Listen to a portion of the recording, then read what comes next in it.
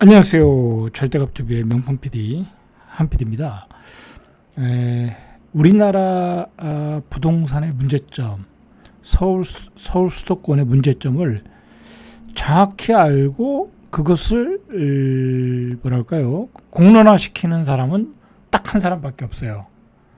이 뭐랄까요, 이 뭐랄까, 행정가 중에, 정치인 또는 행정가 중에, 자, 그 사람이 한국은행 총재예요. 한국은행 총재 이창용 총재. 작년에도 이 서울 수도권의 이 몰빵은 이 교육, 그죠? 교육에 있다. 그리고 강남권의 학생들이 서울대 진학률이 너무 높다. 뭐 그런 교육의 불균형, 뭐 그런 걸 지적을 했잖아요. 그래서 지역 할당제를 좀 가져야 되는 게 아니냐, 해야 되는 게 아니냐, 그런 얘기 했죠. 근데 뭐 씨알도 안 먹히죠. 그런 소리는 씨알도 안 먹혀요. 이런 좋은 소리, 좋은 얘기를 해도 씨알도 안 먹혀요. 왜냐면 뭐 기존의 기득권들이 있기 때문에 씨알도 안 먹혀요. 자, 이번에도 또 굉장히 정확한 지적을 했어요. 서울 집값 상승에 이창용 총재가 이제 최근에 막 집값이 폭등하잖아요. 여러분들 요즘이요. 지방에서 난 제일 무서운 게요. 지방에서 지방 사람들이 집 사는 게 제일 무서운 거예요. 그죠?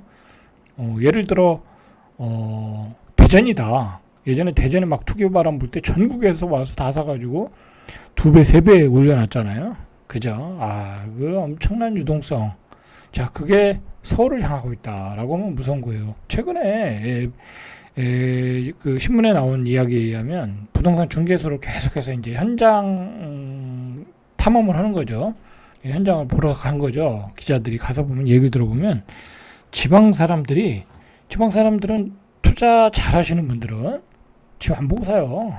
그 사람들은 투자로 사는 건데 뭐 구조가 어떻건 층이 어떻건 그런 게 중요한 게 아니에요. 층 그냥 요약층 사면 되는 거고요. 그죠? 그 다음에 집에 하자 있습니까? 없습니까? 공인중개사한테 확인만 하면 되는 거고요. 공인중개사 가서 보면 되잖아요. 그래서 문제가 발생하면 공인중개사가 책임을 지는 거니까. 그러고 그냥 계약금 집어넣는다는 거야. 자, 그런 패닉바잉. 그죠? 서울 사람도 패닉바잉, 지방 사람도 패닉바잉이 일어나고 있다는 거야. 참 문제죠. 자, 이창용 총재가 수도권 유입률을 어떻게 낮출지 고민해야 된다. 그죠? 수도권 유입을 어떻게 낮출, 이게 가능하겠어요? 제가 내린 결론은 불가능하다. 그죠? 불가능하다. 대한민국의 인구의 55%가 서울 수도권에 있고, 그죠? 뭐 충청도까지 하면 몇 프로일까요? 나중에 한번 체크해 봐야 되겠네. 자, 그렇고, 그 다음에 뒤에서 보겠지만, 우리 그 GDP 생산률의 55% 이상이 또 서울 수도권에 있고, 뭐 좋은 직장은 다 서울 수도권에 있고, 특히 여성의 좋은 일자리는 다 서울 수도권에 있고, 그리고 여성들이 있는 곳으로 가야 되는 게 또 남성들의 어쩔 수 없는 상황이고, 그죠? 결혼을 하려면, 배우자를 고르려면. 자, 그래서 수도권의 유입을 어떻게 낮춰야 될지 고민해야 된다. 참 이런 좋은 얘기를 해도 아무도 귀를 기울이지 않아요. 그죠? 아무도 귀를 기울이지 않아요. 왜? 자기들이 서울 수도권에 살고 있으니까. 자, 이런 문제 제기를 왜 하냐면 말 그대로 지금 서울이 패닉바잉, 그죠? 패닉바잉. 한 10억에서 15억짜리 아파트에서 그 언더로 막 전 파트에서, 전 가격대에서 좀 확산되고 있다. 그리고 입지가 좋은 수도권의 신축급 아파트, 6억대 아파트, 그죠? 6억에서 7억대 아파트들도 많이 팔리고 있다. 이틀 전에 봤죠, 그죠? 막 엄청나게 팔고 있는 걸 봤죠. 제가 설명해 드렸어요. 그런데 반면에 지금 지방은 어때요? 그죠? 지방은 아무 기동도 없어요. 아무 기동도 없고, 오히려 뒤에서 이야기하겠지만 한국은행에서 어떤 보고서를 썼어요. 지방은 아파트를 짓는 거를 줄여야 된다. 오히려 그런 얘기를 해요. 왜? 앞으로 엄청난 공실이 있을 수 있다라는 거야. 그죠? 지방은 앞으로 수요가 없을 수 있다. 아파트를 줄여야 된다. 오히려 건설을 줄여야 된다라고 얘기하고 있어요. 그런 소리는 제가 처음 들어봤거든요. 근데 그런 소리가 어떤 한국은행에서 연구 용역에서 나왔다는 얘기는 굉장히 심각한 거예요. 제가 한 일주일 전에도 한번 얘기한 적이 있는데, 이 지방은요, 참 전세를 빼는 게 어려워요. 전세를 빼는 게 어려워. 왜냐면 전세라는 거는 그 30대 또는 뭐 40대, 20대는 뭐 조금 능력이 안 되니까 30대, 40대 신혼부부들, 젊은 부부들이 수요이고 이주를 해야 되는데 그게 그렇게 많지 않아요. 이주의 경우가 많지 않고 그다음에 뭐 여기 지방에는 30대, 40대 직장인 뭐 얼마나 되겠어요. 그죠? 안 돼요. 그러니까 안 된다. 그런데다가 또 우리나라 제조업이 또 쇠퇴기에 들어갔어. 그죠? 제조업이 쇠퇴기에 들어갔어. 중국 때문에. 그러니까 더 어려워지는 거야. 그래서 아마 제가 얘기하지만 2030년 정도 가면은 지방의 전세 빼기가 매우 힘들어질 수 있다. 입지가 떨어지는 곳, 그죠? 그런 것들 특히 뭐 초등학교가 별로 없는데, 그죠? 초등학교 좀 먼데 상권이 조금 떨어진데, 그런 데는요 나중에 전세 빼기 힘들어요, 그죠? 그것도 구축, 그죠? 그러면은 그런데 예전에 막 갭 투자했잖아요. 그런데 지금 갭 투자했다가는 끝나는 거예요. 여러분들 그런 거 갭 투자하면 안 돼. 설령 지방이 한번 가격이 반등해서 올라오면 다 팔고 나오셔야 돼. 그죠? 다 팔고 나오셔라. 뭐 그래서 지방은 지금 생존 경쟁이잖아요. 막 그 2차 공공기관 이전을 하고 그것 가지고 지금 싸우고 있는 거잖아. 그죠?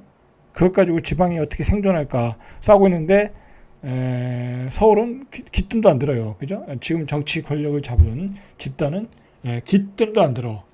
아니 대통령이 됐으면은 이제 2차 공공기관 이전 얘기도 나와야 되는데 뭐 그런 얘기는 아직 하나도 안 해요. 이제 제가 한 2, 3개월 안에 그 얘기를 안 하면은 관심이 없는 거다라고 얘기했으니까 더 기다려 봐야죠.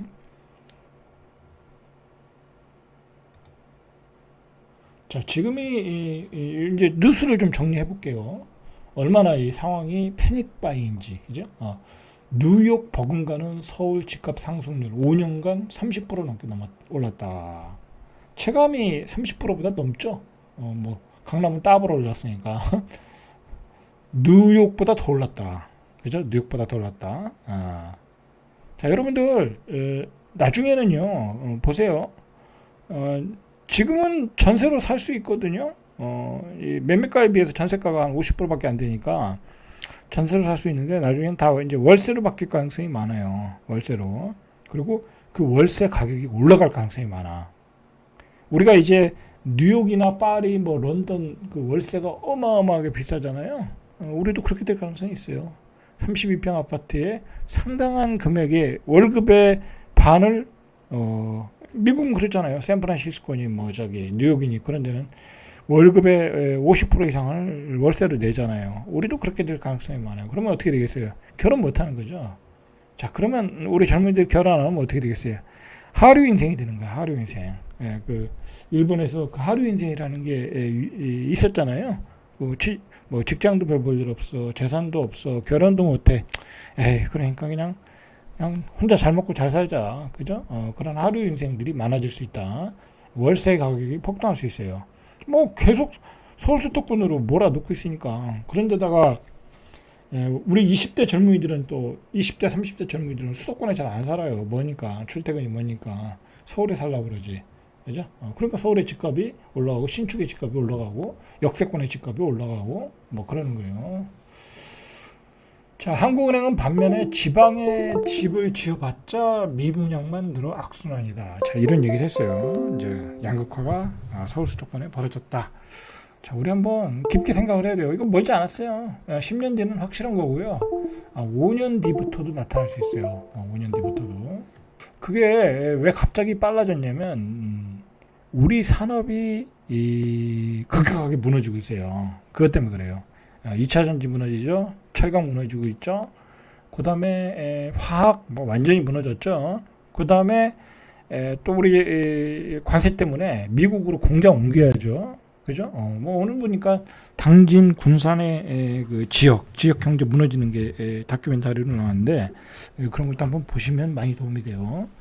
자, 한국은행이 18일 발표한 보고서에서 주택 공급을 통한 경기 부양이 수도권과 비수도권 간 주택 가격 격차를 더욱 벌리고 있다.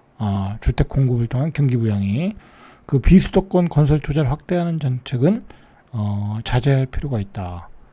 이게 이제 뭐냐면